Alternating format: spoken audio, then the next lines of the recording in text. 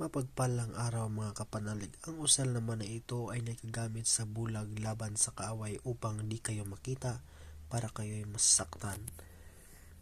Ang pamamaraan sa paggamit nito ay usalin nyo agad ito ng 3 beses. Wala na po itong ibang usal, basta ito na lang po ang diretsuhin yung usalin.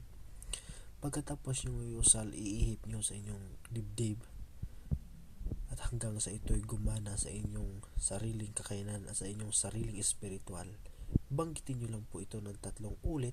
Kung hindi pa po mapagana ng inyong espiritual na kakayanan, banggitin nyo ulit ng 7 namang ulit.